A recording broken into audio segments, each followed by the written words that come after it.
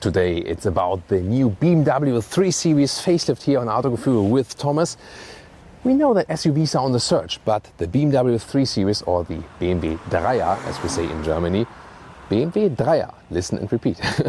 It's still one of the core models, over 1 million pieces sold in this G20 generation.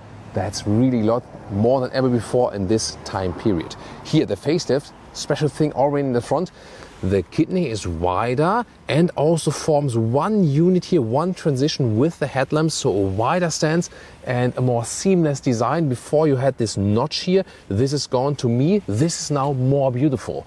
We have the sporty M Performance model for you today, the M340i. We'll soon also show you different stylings, but here this M Performance model has this mesh double kidney, and also in the extended shadow line, there's also for here an option. You can get it in black, otherwise it would be in this matte gray style.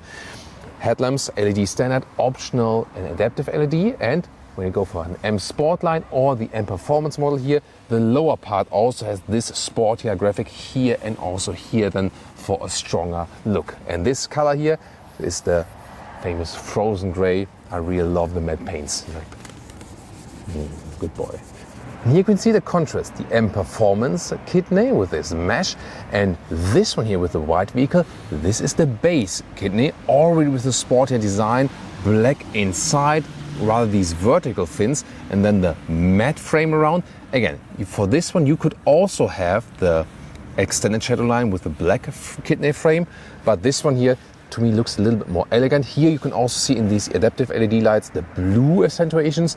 They are darkened then out with the M Performance model, but this one here already has the M Sport line. That means in the lower part, M Sport and the M Performance model have the same sporty styling. The length for 1.71 m or 185 inches, that hasn't changed. What has changed is standard now, black frames around the windows right here. So far it was an option with the shadow line, now it's standard, but you can depick it and still go for a chrome style if you prefer a more elegant styling. Then with the shadow line, when you go for that one, you have here the black mirror caps. M Sport or of the M Performance model have the M badge right here. They ditched 16-inch wheels, now 17, 18, also standard for the M Sport, or option 19-inch wheels. You can see them also right here. The sedan has the more classic line here, of course. The Estate is still available, soon going to show you that to you. And here the Hofmeister King is a design element right here, used both exterior and interior from past coupe models designed by Hofmeister, that guy. And that's so it's very interesting heritage also in a modern vehicle. Design lines here, see that the second one evolves right here and then leads over to this rather strong rear. In the rear, the tail lamps have a beautiful three-dimensional design. Overall, a very consistent design here. The 340i is of course a little bit more screaming out. For example, in the top part here with additional lip here, you can either get in vehicle color or in the contrasting color, both possible. Here the M color 340i, this is the 6-cylinder model. In the US you can get it rear-wheel drive only as well. Otherwise in Europe, for example, is only available with all-wheel drive. Has so much power, you know, only the Americans can control it rear-wheel drive, right? Yeah, interesting decision by BMW, isn't it? Then in the lower part here, this diffuser style really strong, and Autogefuehl fake exhaust police is here for the fake exhaust alert.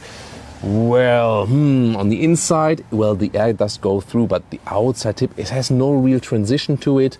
Yeah, so this is a more honest design for the 4-cylinder models. Suspension-wise, a base 3 Series already has standard dampers, but they have kind of these hydraulic cushions that they are also somewhat progressive. Here then, today in this vehicle, the optional adaptive dampers.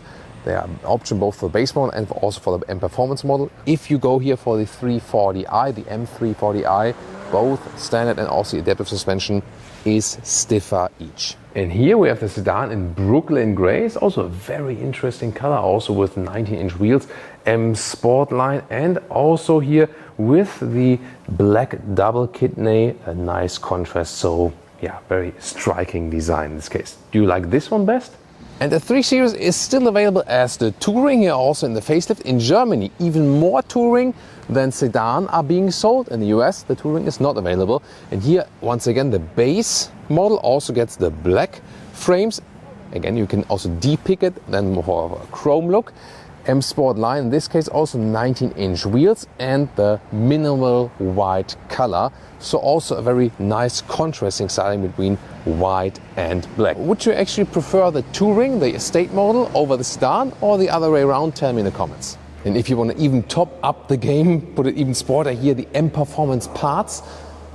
And for example here with carbon fiber around the double kidney. Yeah, a little bit, I must say, pathetic fabric towing hook in the front. I mean, you shouldn't need that. That means that you're often, you know, running off track or something, isn't it? And of course here, usually not available from works, but then for the performance parts, 20-inch wheels, really massive for a 3 Series. What do you think? I would like to know your opinion. Is this one here then too much for a 3 Series, also with a carbon fiber roof and so on? I would say the M340i or M Sport line is still elegant sporty. This one maybe a little bit too much. Or what's your take? I really like the Alcantara steering wheel from the M Performance parts though. And here the M top cover for the window knob. That's very interesting. And you can even decide if you want to see the M in the right order, or if people from the outside are supposed to see the M. Car key, when you have M Sport or the M Performance model, they also have the M colors right here. Then keyless entry would be putting the finger here on the outside to close it, or the hand on the inside to open it. There we go. And door closing sound. Yeah, that's a nice door closing sound indeed. Inside of the door, also nice soft materials being used. Then this one also features the Harman Kardon sound system. It's a very nice option indeed, good for music lovers. This then with the sportier M interior. It looks the same when you go for M Sport or the M Performance model. These are the animal skin seats, but soon I'm going to show you a wide variety of different seats where you can go animal free, and they have good new choices there indeed. Well, let's get inside. As for the seating comfort, yeah, you've seen already the news here. Soon going to show all the deals about that. This curved screen layout, this is new with the facelift. Soon a detailed shot to that. Here inside, typical sedan seating position. I wouldn't say it's best in the segment, especially for tall people, 189 or 6'2" with shoes. A lot of headroom left. There's also panoramic roof available. But from the seat ergonomics, I think Mercedes C-Class and BMW 3 Series not the best for tall people. I more prefer the seats in the BMW SUVs, for example. As for the sedan, for example, the Audi A4 gives me more comfort as for the seating position. Yeah, just a quick comparison between the big German 3 competitors. Steering wheel, in and out, up and down, very nice and easy, smooth process. And this here is the Alcantara seat, Alcantara Sensatec mix. So I have microfiber on the inside. This is really cool because it stays warm in winter and cool in summertime. I would prefer this seat. It's not available on all markets though. In Germany, for example, it is available. So this is also a very nice choice, also based then for the M Sport in Germany, for example. So either this then or the Sensatec seats. And here we do have the perforated Sensatec seats. Here in this case in red, but they're also available in black, beige or brown, depending on the market. They're also available in the US and in the UK and also in the German market. And indeed, here this perforation, they're breathable for that case, then very soft, nice, high quality. BMW, by the way, ensures that they have the same durability as animal skin leather. So they did that in their long-term tests already. And they're also working on further technologies, for example, to put the seats in 100% recycling material. And also even further based on plant materials like desert tex, so based on cactus fibers, or a so-called myrum seed. There's already a first sample of that. This is also mixed from different plant materials, for example, from natural rubber ingredients. Very interesting. So to make it basically full circle. And from 2023, BMW will also step up the game as for the steering wheel materials. For the first time, you will also get animal-free steering wheels. We already have a sample from a BMW iX steering wheel, and there also again, it is more sustainable, less use of resources, it has the same durability, and it's a very interesting figure, by the way. So if you ditch animal skin leather from the whole interior, you save 85% of the emissions in the car interior. And that's, of course, a very crucial thing. Interior overview, well, styling-wise, it looks pretty amazing here with this through screen, 12.3 inch on the left, 14.9 inch on the right. But it comes with a catch indeed. Well, You still have the manual volume knob. However, the climate unit here, this has gone into the screen, no more real dials. So to me, this is a disadvantage to control it while driving. You could also use the voice control, but to me, this is not a real advantage. Here, when we power up the car, it changes. For example, temperature 20 degrees.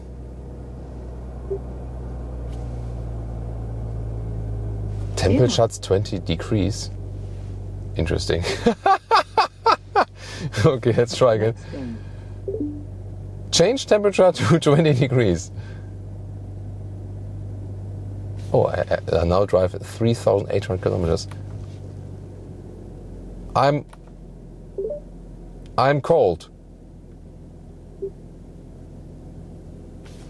That works, for example. But yeah, it shows. I just prefer the real dials, you know. So at least it stays in this position here.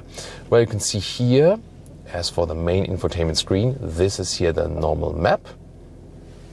It is also actually decently fast, but the OS8 system, in contrast to the OS7, has just so much more complexity that you have like a menu overflow, I would call it that way.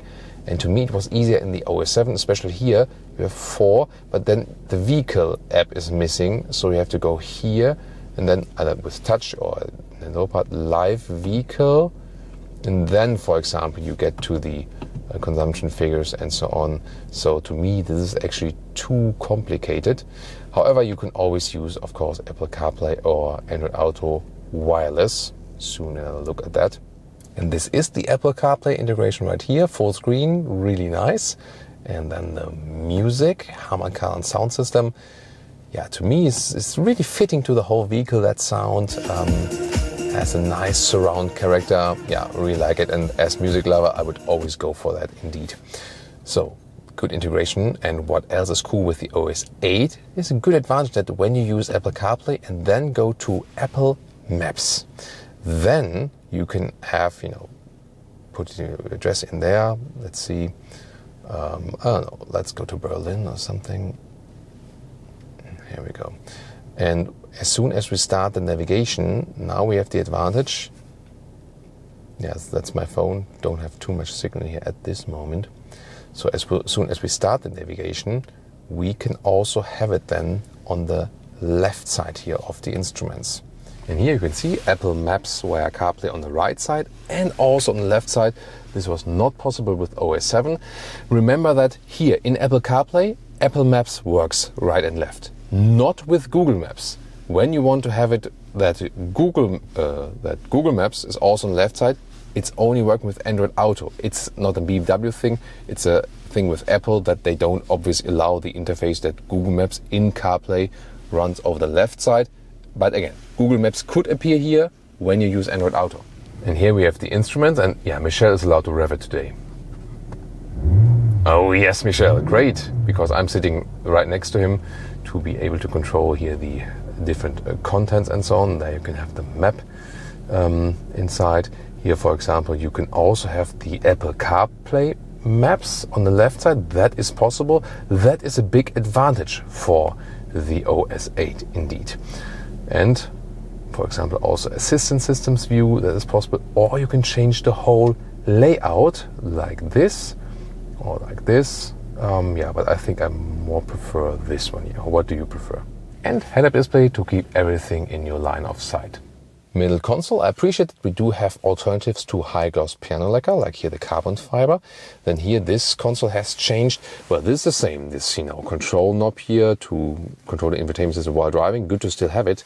And here this is a new shifting lever. It always comes with an 8-speed automatic gearbox, of course. Yeah, so no manual. But here in this small design, so you have a nicer integration. However, you have no classic sporty feeling. Some might not like that indeed.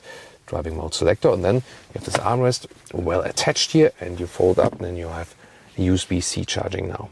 Rear door of the sedan. Top part is also soft touch, so that's nice. Good build quality indeed. And then here, through bench, this has always been the classic BMW rear bench styling, hasn't it? even reminds me of an E30 still. Then getting inside, well, one problem is that I don't have too much space here in the rear when tall drivers are present. When you put the seat a little bit higher, then my knees would better fit into this recess. Otherwise, with 189 or 6'2", it is a problem indeed. Headroom-wise, does work for the sedan. It's a little bit better with the estate. I'm going to show that to you very soon. The comfort is actually quite decent, but not too good. Also here for the left elbow, there's a very thick area here, thick yaw. So yeah, not too much space here. It is okay, but not more. And also there's the big middle tunnel. Of course, it's a rear-wheel driven platform or an optional all-wheel drive. So in the middle part you can sit, but it's rather stiff then from the material also. Not ideal indeed. So what is new with the middle console here? That now you have two USB-C chargers. Here in the estate you have a little bit more headroom. That's indeed easier. It's more comfortable to sit here headroom-wise, even if you're a little bit taller. So it's was like this for the sedan and this then for the estate. So here is a significant difference. Trunk for the sedan, 480 liters, bigger now because there's nothing underneath. They are using the full potential. Of course, here you have the loading sill and limited in height. Length about 1 meter or 40 inches, and the width here is less. It's rather here between we are just like 90 centimeters or 36 inches. The estate, I'm going to show that right now, of course, has the easier entry to the trunk overall. But for a mid-size sedan, there's actually decent trunk space available. You can fold the seats from here. That's also good here for a sedan. Second release, and then we have to push them from here we have to push them from here. Yeah, here we go. And that's actually quite cool then. And now the estate trunk. By the way, from the outside, I think it's really cool that they kept the same light design both for sedan and the estate. Classic with the estate is always that you can have the separate opening of the window here. And just listen to this. Oh, that sounds beautiful. When you really like flip, that's beautiful. And then the whole trunk opening like this. And then of course you have the even loading sill. That's so much more practical. This cover here, by the way, you can either lift it up like this, but it's not automatic, or then here completely. Yeah, not my favorite solution. Let's take it that way. Let's take out the sample luggage, and you can see between the wheel arches, it's not 1 meter or 40 inches. That's a little bit disappointing. So that's more like 90 centimeters then, or 36 inches. It's just wider here. But you can see this would be 1 meter or 40 inches, and we do not reach it between the wheel arches. That's not that good. This is actually quite cool. Here, these rubber pads, so things don't slide around. And you have this opening here with some more storage underneath and emergency equipment. And then the top part here. Here you can also store the top cover. That is actually a cool thing. And that's also nice here. Listen to that. That's good build quality. Let's fold that whole thing here.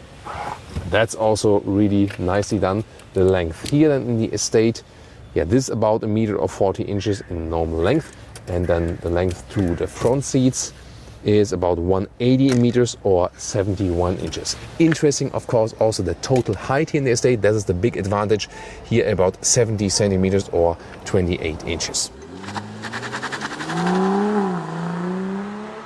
As for engines, let's lift the hood here. This is the inline 6-cylinder, really cool, 3 liter of displacement, 374 horsepower, the top engine here beside the true M3, of course, M performance model, and just over 4 seconds in the acceleration figure. The all-wheel drive model is a little bit quicker than the rear-wheel drive model.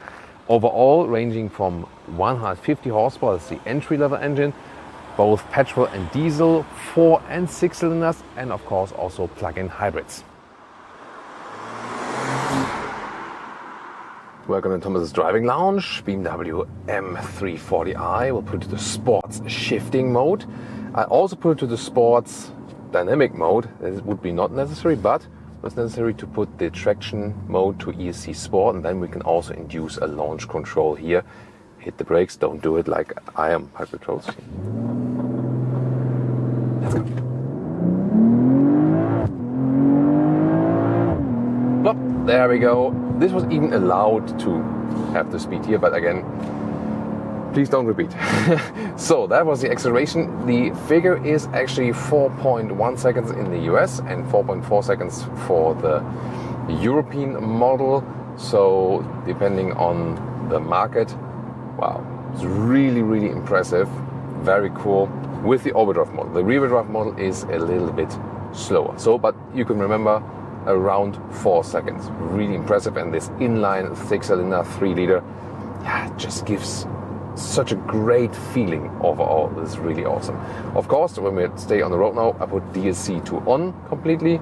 In the sports mode, the adaptive dampers give a little bit more feedback. Also, the steering gives a little bit more feedback, but that's one thing they still haven't fixed with the facelift. I think the 3 Series needs more response from the steering. I think it is a little bit too loose, too light. Even the BMW SUVs are totally fine. Recently had the ride in the X7 facelift. The big BMW SUVs have a better steering feeling than the 3 Series, which should be the benchmark for BMW steering. Yeah, I don't really get it. I don't understand, but yeah. I mean, it is okay to control and you can drive it in a sporty way, but it just lacks steering feedback. When I'm in the comfort mode, it's even lighter, so I would probably go with the individual mode and then make the steering feedback always as stiff as possible. Yeah, as stiff as possible, you get that. And then maybe put the suspension to a more comfortable note or something. And as for the suspension differences, indeed, when you're in the comfort mode, this adaptive suspension gives you a very nice comfort, even though we are here in the M Performance setup. In the sport mode, you have everything spiced up steering wise, also for the throttle input, and the dampers, you feel this, you just feel more of the road. And for longer comfortable rides or something, that's not really necessary, but when you want to go on sportier rides, of course, that's cool. So you have this flexibility here. And the base dampers, of course, also do fine. However, I would not pick the M Performance model or the M Sport then with the stiffer dampers without adaptive. So either go base if you want to save money, and if you go for an M Performance model, then I would also go for the adaptive dampers, because they have the sportier setup each, and then it's good to have the adaptive dampers to get more comfort out of these than by this. With the overdrive, of course, you have a little more safety in winter when accelerating and so on. Otherwise, the rear drive model is a little bit more fun.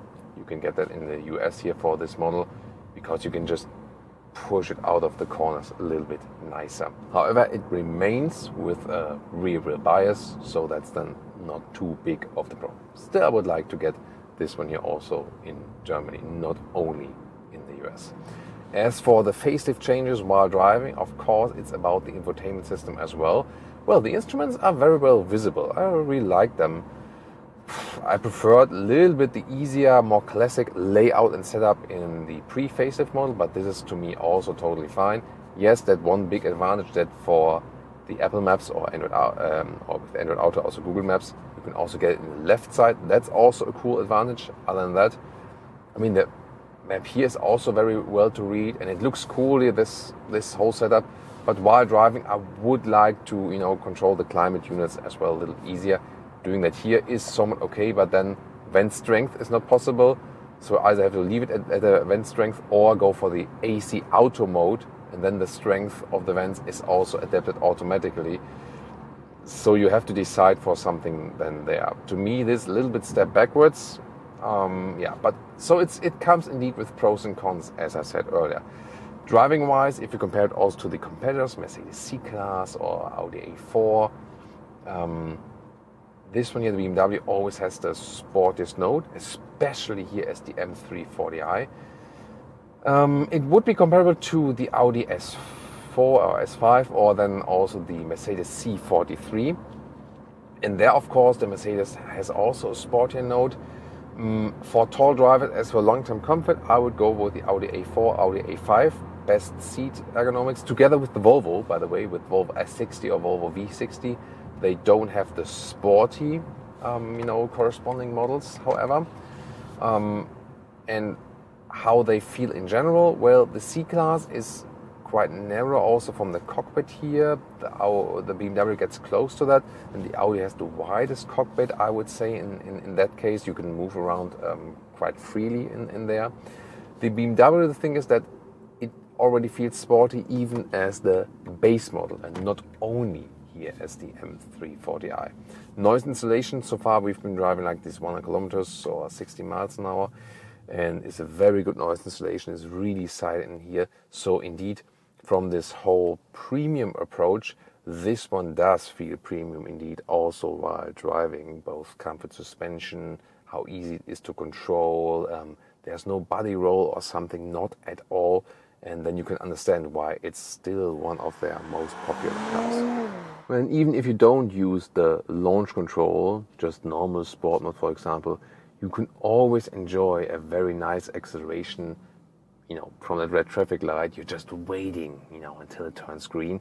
And this inline 6-cylinder always, you know, really rewards you with a nice sound. There we go. Plop. That was already 0 to 60 kilometers an hour. Oh, hear that? Plop, plop, plop, plop, plop, plop. Really nice plop, plop, plop from the exhaust as well. Yeah, that definitely brings emotion. And I mean, when you let it run at a very low RPM pace, then it's actually quite silent, you know. So when you have more, this is really beautiful. In this case, then it pays, it pays off when you haven't gone electric yet. Let's see if they maybe also introduce these sounds at a later stage for the i4 or something like this. So as for the fuel economy here with the 6-cylinder, it is a little bit worse than with the 4-cylinder when you keep it at the minimum pace. But you can also drive this one here with some 7 liters or more kilometers minimum. That would be even like some 30 plus mpg US or 40 mpg UK. But that's the best consumption figure. Usually when you also have some fun with it, it's more like 9 liters on 1 kilometers, and then you're of course more like in the 25 mpg region US and like 35 something mpg region UK. That is a more realistic figure than for this engine. Interesting is that with the new OS8 there are more and more software updates coming, so they do over-the-air stuff. I just want to say over-the-air. Yeah. Sorry about that. So kids are watching as well, so we keep it.